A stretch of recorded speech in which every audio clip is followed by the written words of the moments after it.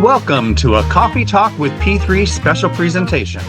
From now until September 19th, the Coffee Talk with P3 podcast is highlighting many of the theater and arts nonprofits participating in the Long Beach Gives Annual Day of Giving.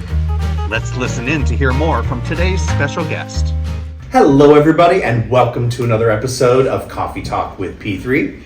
I am John Peterson with P3 Theater Company, and I am here today with Douglas, and I don't know how to pronounce your last name. I can spell it. Senecal. Senecal, so just like it looks. Just like it looks. Douglas Senecal, the general manager of Musical Theater West. That's right. How are you? I'm fantastic. Good to have you here.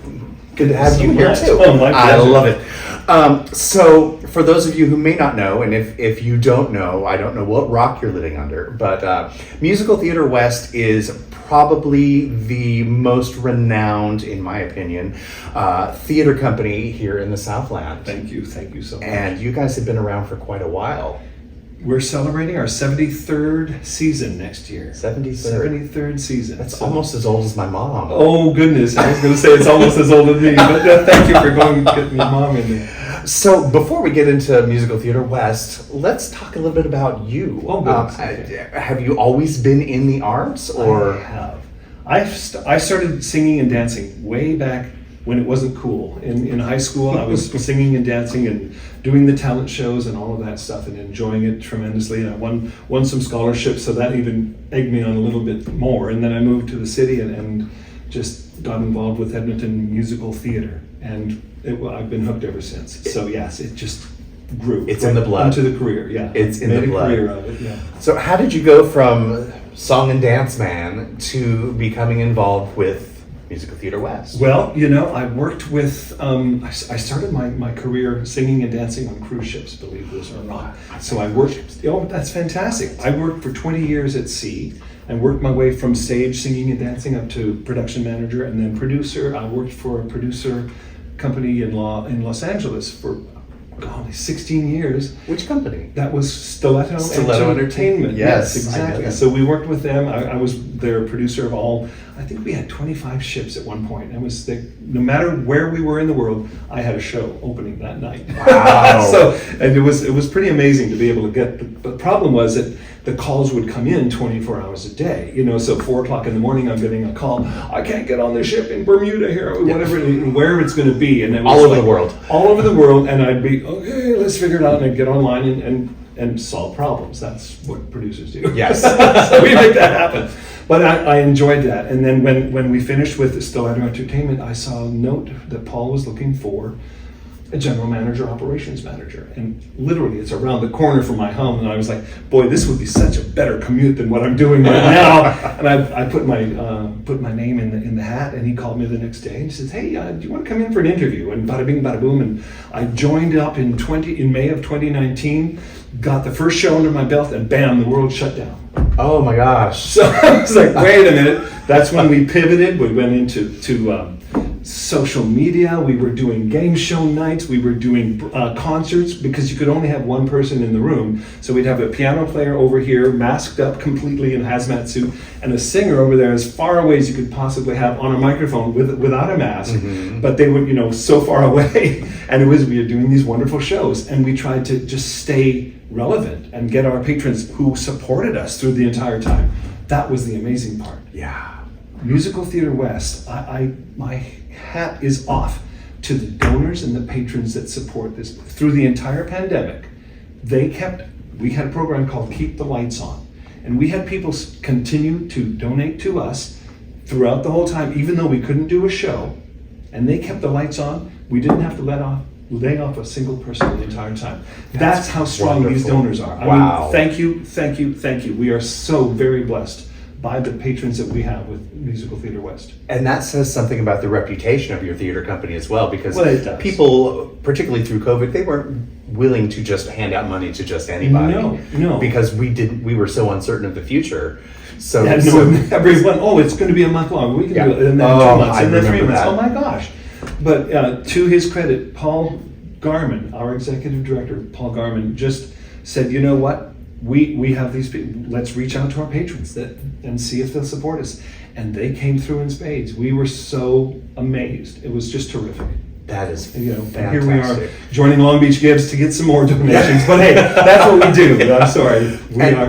That transition when COVID first started, we had just opened our theater 6 I months remember, before. I went to see Evita there. Yes. Oh my gosh, Oh. fun shows. It was, we had 3 great shows and then bam.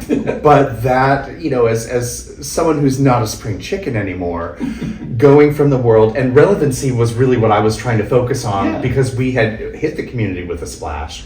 But relevancy, we all have to keep our names out there so people don't forget who we are. Yeah, exactly. That's part of the game. But the technology behind that relevancy was a challenge. Oh man. Especially musicals. We turned our big rehearsal studio into a recording studio, a sound studio. We put up the pipe and drape all the way around. We had the cameras, a 3-camera shoot every time, piano in one corner, singer in the other corner, and we would just do it. Every once in a while we did a social media thing where 3 people were actually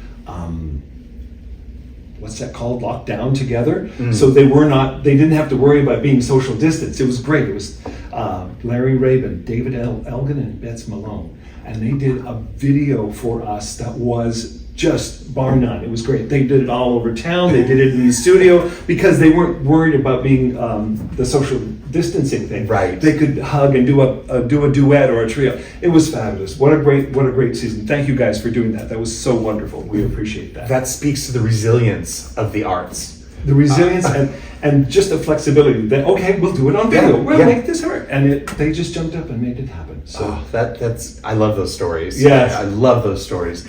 So Musical Theater West, on top of doing amazing productions all throughout the year, you have an outstanding education program, arts education. I have heard about it so much, so I'm looking forward to hearing about it from the horse's mouth. From the horse's mouth. Well, hopefully it's not the horse's backside, but that's okay. We are here. We've got, what I say is 8 programs that we do, but we've got multiple activities under each one. We're up to 17 individual activities that we do for our arts education. And what we're trying to do is reach students primarily with the magic of musical theater and just introducing them to the arts. One of the big things that got me on board Musical Theater West is our student matinee program. What we do is we will contact Long Beach Unified School District and we say, we're putting on the show. What this year it's going to be Jersey Boys is not necessarily, it's more for high school, sorry. But we'll say we'll bus all the kids in. We pay for the buses that will come in from Long Beach Unified School District. We pay for the actors to do the show. The cost is eliminated for Long Beach Unified School District. Everything that happens for that show is part of what we do as Musical Theater West. Wow, that's tremendous. That's where a lot of our fundraising comes in, is we're asking it to do for the kids. Is if we can introduce the art of musical theater to some of these kids, it changes their lives. 100%. And to see these young kids, we did, oh my gosh, Little Mermaid. It was either right before the pandemic, we did a student matinee, and we're busing hundreds and hundreds and hundreds of kids. What the CPAC, where we perform, holds 1,000 people. Just figure it out, and then think of them all under the age of 7 or 7 to 12.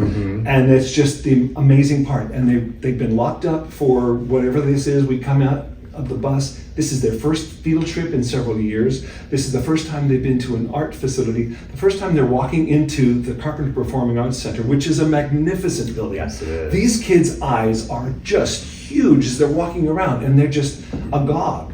Then the lights go down and the music starts, and they are on the edge of their seats just watching, and they're sponging and all. It's amazing what they pick up, because we do a question and answer period after every show. That's great. And some of the questions are so fun. Oh, I love them. You know, and you're like, oh, I wouldn't have thought of that. But from their perspective, they're like, how did you do that? How did you know? Yeah. How did you learn all the lines? How did you know that? Who made your costume?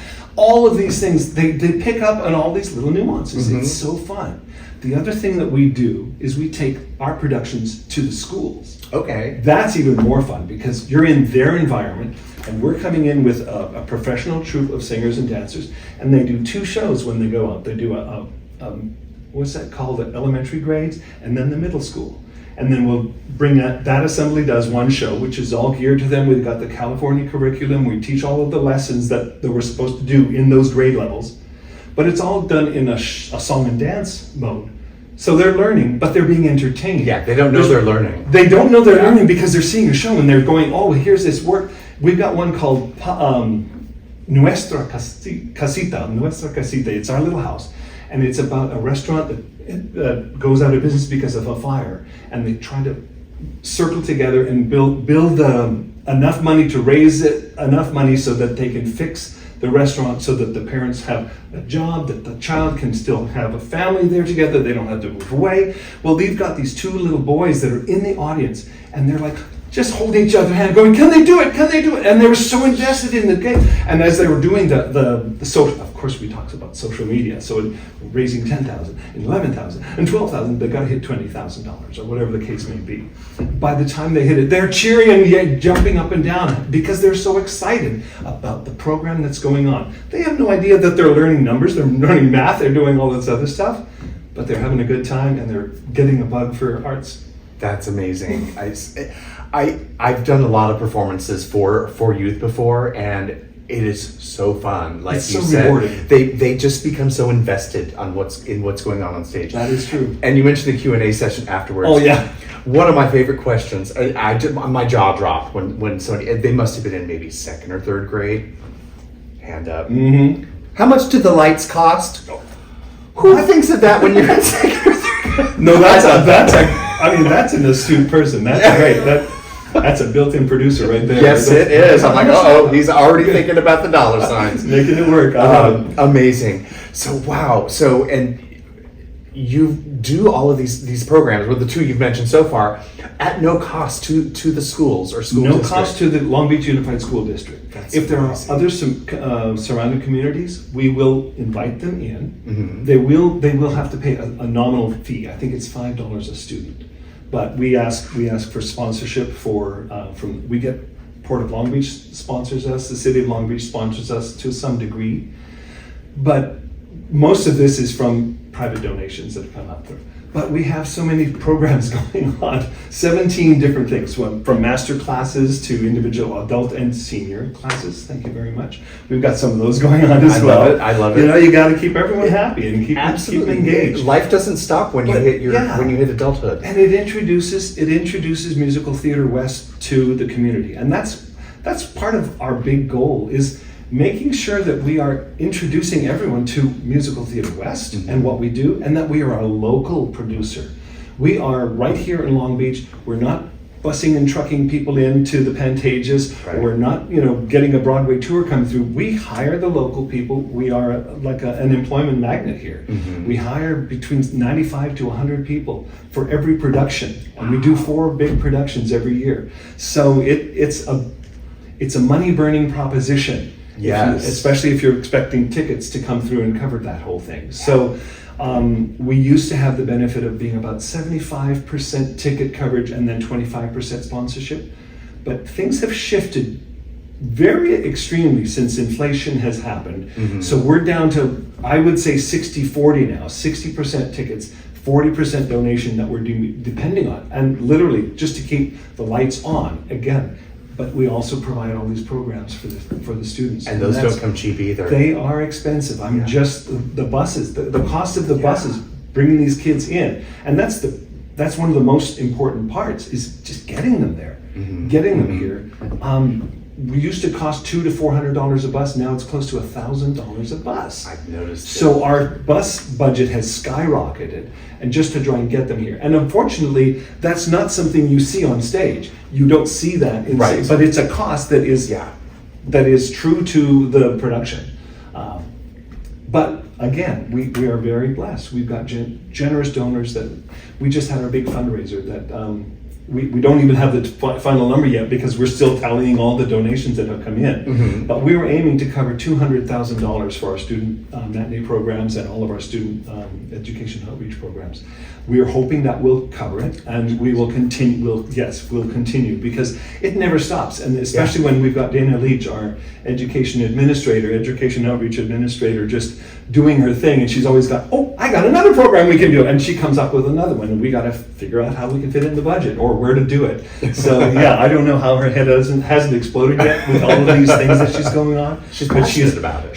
Passionate. Well, there it is. That's the word. That's what we keeps are the skull sharing intact. our passion for musical theater. Yes. That's what we do. Wow. So the programs you talked about are ones that directly involve the LBUSD. Yes. What type of programming, if you wanted to highlight a couple of favorites of yours or ones that tend to stand out in the community, what types of programs are available to general community members who may want to get involved or have their kids involved? General community members can join us in any of our classes, our master class things. We do an open seniors dance class. I think I mentioned that earlier, and it's not to it's not a professional level. It's, hey, step, touch, do this if you can, whatever you need to do. We'll get it to your level, whoever's there. But we want to invite everyone in because you have the sit and be fit class that do their own things. Well, we like to dance and do the Broadway dance steps. Get your heartbeat going, and that's for the higher level people. I want to say seniors, but we're saying 45 plus, so we get them in there. But we also would reach out to professional dancers. We have teachers from the Broadway caliber performers, and they come in and teach, and they'll teach our Broadway dancers here in Long Beach and Los Angeles. They come in from all over the place, and they have the professional classes. And then they also have the master classes for our students. So it opens to everyone. And it's our way of just opening up to the community. It's basically, as much as we can, we want to let Long Beach know that we're here, we're a part of the community, and we want to reflect the community as who we are. That's one of the things I like to highlight whenever talking about local or regional theater is, sure, you can go get these fantastic shows at the Almonds and the Pantages, the Segerstrom Center, and those are great, don't get me wrong. No, of course, they're fantastic. But they don't touch the community from the inside. No. They don't allow the community to experience one-on-one or firsthand the benefits of the arts, be it watching the arts, be it becoming involved in the arts, be it step touching, because that's all you're capable of doing, but you want to get up and move and you love theater. Yeah, exactly. So it's so important, and we think so too. And I mean, I don't want to discount the MTW quality of the production, because we do hire the Actors Equity performers and we hire professional performers. So they're all paid. They're all working very hard, and that's their career. Yeah. So that's what they're doing. But we also are hiring the stage managers, the stage techs behind the scenes. The orchestra is all down there. It's a live orchestra. We've had a 25-person orchestra for, I want to say, American in Paris. What a wonderful sound that was. It was just to hear Rhapsody in Blue with that whole thing. It was just amazing. But there's nothing like live musicians. Oh. You can't. The sound is so different. Yeah. It's so distinct, and I love seeing the conductor up there, because we always have the downlight on them, so you see the baton. You may not see much more, but the baton is going, and the pit is just alive. It's just fantastic. One of the biggest things that gets me every time is the live musicians on the productions. Yeah, and they don't come cheap either. No. For sure. No, they don't. Especially when you have that many of them. Yeah. You've got an orchestra out there, and it's fabulous. That's amazing. And then you've got administrative staff. We do, and we've got I want to say 13 full-time staff. We've got 9 part-time that come in and out and help us out at the box office and all of our various productions that we've got going on. So we built that. We used to have 5 people on staff. So we have built it tremendously. Since I came on, we have, I think, doubled, if not quadrupled in size, just by bringing other people. And we're still looking for more people. We always have to find more people, because the bigger we get and the more we got going. Yeah, you have to sustain that. You have to have people, because we can't burn them out too fast. And volunteers as well. Crucial. We've got the best volunteers. We have 2 support groups. We've got the Footlighters, who are what we call the ladies who lunch. Mm-hmm. They have fundraisers for every show. And they have a luncheon thing that does, and we do a preview of the show prior to the performance. They come in and they have a luncheon, do the show, and they all just will make some donations. It's fabulous. But then we have what we call our fabulous guild, the MTW Guild. These are the ushers that are at every one of the theater, and they're in their black and white vests, and they stand there proudly. Yes, they're seniors, but they are so dedicated to us. It is unbelievable how hard they work, and we could not possibly do everything we do without that volunteer group, because they are giving their hours. When you figure out how much it would cost, even at minimum wage, for all the hours they put in, it's unbelievable. So we're blessed by these giving volunteers. One of the things I love most about them as a patron of Musical Theater West is how they make you feel when you walk through those doors. Like every single person is so important. Yes. They welcome you. They cannot speak highly enough of Musical Theater West or the production. And it's infectious. I'm so glad to hear that. It's infectious. We are so proud of them, and we hope that it reflects the other way around, because they're doing this out of their passion for musical theater and to support us. And we are again just loving what they do. That's fantastic.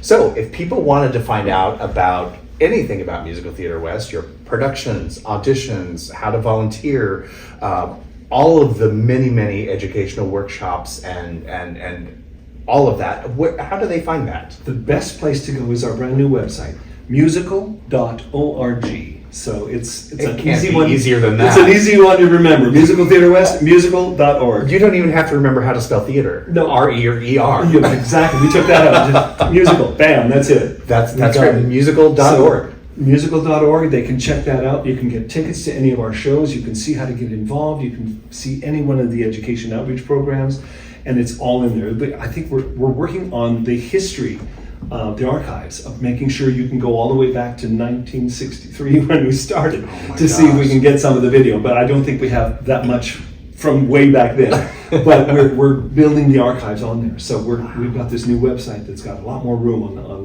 on the servers. That's so great. We'll fill it up as quickly as possible. As much as you can. Yes, but that's where to go. Cool. Well, one of the fundraising efforts that is the one that brought us here together today is Long Beach Gives. Long Beach Gives. And you have participated in Long Beach Gives since the the inception, right? Yes. We took a couple years off because we were a little bit crazed with everything else that was going on. There was a few things that happened during that stuff. But yes. Like a pandemic or Yeah, something? pandemic was a little crazy. We were trying to figure out, we couldn't go in to do this. But Long Beach Gives has been a wonderful driver for the Long Beach community to support itself. And that's why we love being a part of it, again, because it's Long Beach Gives. It's one day. We tell two friends and they tell two friends, and then so far is where it goes, and everyone has, even if it's a $2 donation, it gets multiplied by everyone that goes through and gives to it. So it's a wonderful opportunity. And I know personally myself, and I know Paul Garman for sure, we all go out and give to the other arts organizations on this. It's an opportunity to share. Yes. That's, we're all in this together. We're all in the same boat. All in this together. It's like I would say, it's not a competition. There are enough people out there that love the arts for all of our wonderful organizations to go around. There sure are. And Long Beach is a very generous community. It is amazing what they will do. And you just put it out there saying, hey, we need help, and they're there. They come. It's crazy how fast we could fall off the state and just be completely self-contained and have everything. We've got so much diversity in the city. There is all of that. It's amazing. We've been talking about Long Beach Gives. Those of you who don't know what Long Beach Gives is, because it's still a fairly new fundraising 5 years, I think it's been here. Yeah, 2019 was the first year. Exactly. It is very similar to a Giving Tuesday, which is the first Tuesday after Thanksgiving, and people all around the world. It's a worldwide giving where people give to their favorite charity or charities of choice, and just they'll give their personal volunteer hours. It's a great time where we all come together and help those who help us. And this particular one is for the city of Long Beach, and many people in the community in the surrounding areas of Long Beach support the campaign as well. But it's where all of the nonprofits, such as ourselves, come together and kind of make the public aware of, hey, we're in your city. This is what we're doing for the community. And it's all in one place. And you don't have to search for it. Oh, it's so amazing. I think there's 225 organizations. I think it's up to 250 now. Oh, it went up higher. Wow. It went up higher. Great. They didn't close the doors on being able to sign up for it, which is great. Because the year one, there were only 60 to 70. Yeah. It was so small. And nobody knew what was going to happen. And it was so new. We were like, what do we do? Yeah, what is this? And Julie Meenan, who co-founded Long Beach Gives with the nonprofit partnership, they did everything they could and made a huge success of the campaign. Well, they put it all there on a platter for you. So everything, and they made it we can follow a sample and bam, and they even gave the graphics for it. The graphic Awesome. and copy. And copy and all these ideas. It was great. It's been really fun, and what they've done to help support the nonprofits through this fundraising campaign over the years has grown tremendously. And that's for sure. because not everybody is a tech savvy or social media savvy youngster. Well, you're pretty sharp at it. I know. I've seen your stuff. You got it going on. I've got interns. God bless the interns. Okay, but a lot of it I do as well in between, yes, and all that. So it's this year Long Beach Gives is on Thursday, September 19th. That is the official big day of giving, where we're all out there gung ho in the community saying, hey, we need your support to continue to do what we do for our community. Exactly. Every hour on the hour, we'll hear something from us. Oh, stay on top of it. Stay on top of it. Keep an eye. But even before the 19th, they open an early giving window starting September 12th. That's new this year, isn't it? That is new, to my knowledge, for this year. So you can go on to the longbeachgives.org website as early as the 12th to start making donations. Correct. All the way through that week until midnight of the night ending the 19th. You can go to that website and you can find information on all of our organizations. It's a great way to get a story of what the organization is about. I mean, yes. I know we put our story about there and how we're focusing on our education outreach programs, because that's where we need the most help, is reaching out to the students and the people of Long Beach. Building the next generations. Exactly. Introducing them to the arts to continue the importance and benefits and amazingness of the arts. Exactly. And arts build better citizens. That's the way I would look at it. It's you learn the camaraderie, you learn support, you learn the need for, okay, if I'm going to be doing this part, I got to depend on the other three people doing their part so that we can deliver it. It builds, like I said, better citizens. Yes. Even if you're not in the arts as an entertainer or any aspect of that, if you're a patron of the arts, what you learn about history, about the community, about social impact. I mean, there's the topics in productions. They cover everything. There's no hold bars in theater. Everything is discussed. And we had two of our shows this season were based on real life stories. One of them was $1 Million Quartet, the true story on December 4th, 1963, when Elvis, Johnny Cash, Carl Perkins, and Jerry Lee Lewis were in the same sound studio together. Could you imagine? You're watching the show and you're thinking, oh wow, how could this have made? And boom, at the end they drop the actual picture of the four guys there in the studio, and you're like, oh, this is history. But you're learning all of this stuff again, like the student matinees. You don't know you're learning; you're just enjoying your show. But then we just finished Newsies, which was another one in 1899. They shut down these little boys and girls that were newsies, that were selling the newspapers all around New York, shut down the whole city because they went on strike.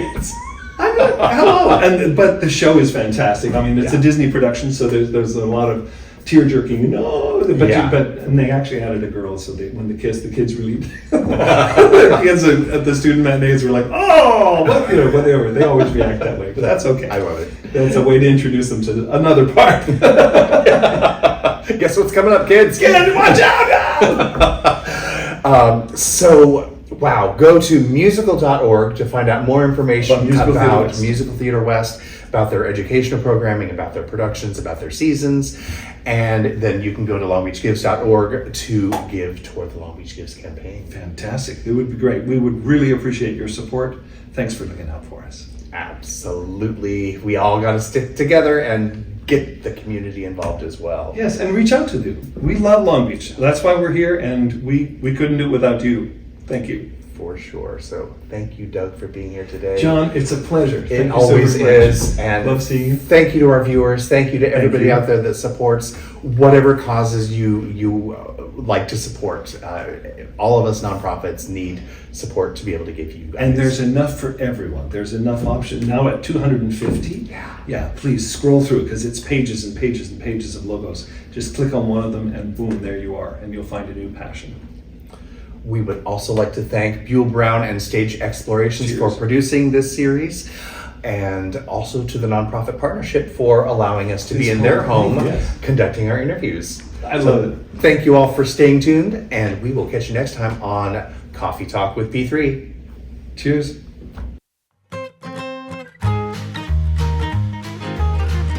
Long Beach Theater needs your support. We hope you will consider donating on Long Beach Gives Day to all the theater and arts nonprofits that are participating in Long Beach Gives on September 19th.